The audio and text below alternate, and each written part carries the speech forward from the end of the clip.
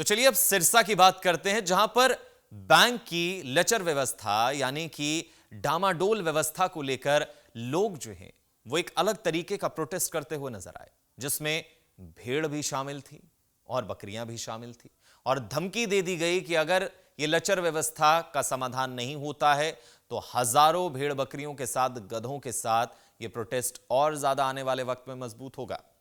Banking क्षेत्र में लचर व्यवस्था को दुरुस्त करने की मांग को लेकर जनता सरकार मोर्चा के सदस्यों ने गांव बेगू में अनोखा प्रदर्शन किया। काफी संख्या में भेड़ बकरियों व गधों के साथ जनता सरकार मोर्चा के सदस्य गांव बेगू में इकट्ठे हुए और रोष प्रदर्शन किया। हालांकि यह प्रदर्शन डीसी ऑफिस तक होना था, लेकिन पुलिस प्रशासन ने सुबह ही इन्हें आगे बढ़ने से रोक दिया। इस दौरान गधों के गले में, भेड़ बकरियों के गले में बैनर टंगे दिखे, जिसके माध्यम से संदेश दिया गया कि जनता भेड़ बकरी है जिसे बैंकिंग क्षेत्र जाल में फंसा रहा है। जी, हमारा नाम राजू मिश्रा है और हमारा मामला है काफ़ी टाइम से पेंडिंग में डीसी साहब के संज्ञान में है, लेकिन उस पर कोई कार्रवाई नहीं हो रही है।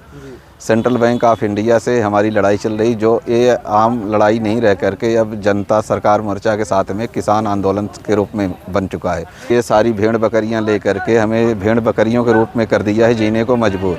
हमारी सुनवाई नहीं होती है, इसलिए हम भेड़ बकरियों को लेकर डीसी साहब के पास जा रहे हैं। हाँ जी, पुलिस ने हमें, शासन प्रशासन हमारे पास आया था सुबह 8:30 बजे और उन्होंने हमें ये कहा है, आश्वासन तो दिया है हमें कि आपकी कार्रवाई जल्द से जल्द होगी, नियमानुसार होगी कार्रवाई। तो हम इसके मार्फत से 15 दिन के वेट करेंगे इनका, और हम ये लगभग 5 किलोमीटर की यात्रा कर चुके हैं। अब यहाँ चाय पानी पी रहे हैं और 15 दिन के बाद अगर हमारी कार्रवाई नहीं होती है तो हम ये सारी की सारी ट्रक में भरेंगे। अभी आज तो ये 500 भेड़ बकरियाँ हैं, उस दिन पे हमारे पास 5000 भेड़ बकरियाँ होंगी, जो हम ट्रक में भर करके सुबह 7 बजे डीसी साहब के ऑफिस के पास उतार देंगे। भेड़ बकरी मतलब हो गई आम आदमी प्रशासन के निगाह में, और गधे का जो मतलब है साहब, गधा तो प्रशासन हो गया है ना, हमारी सुन ही नहीं रहा है।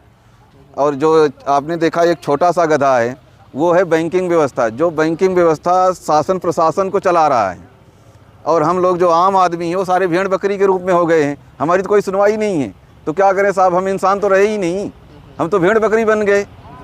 तो क्या चाहते हैं आप पूरे मामले में? आप हम तो ये चाहते हैं सर, ये जो बैंक व्यवस्था ने आम आदमी को, मजदूर को, किसान को, गरीब आदमी को कर्ज के जाल में नकली करेंसी दे के, फिर कह रहा हूँ आपको, ध्यान देने योग्य बात है, डिजिट के नाम पे नकली करेंसी दे करके आम आदमी को लोन के जाल में फंसा रखा है।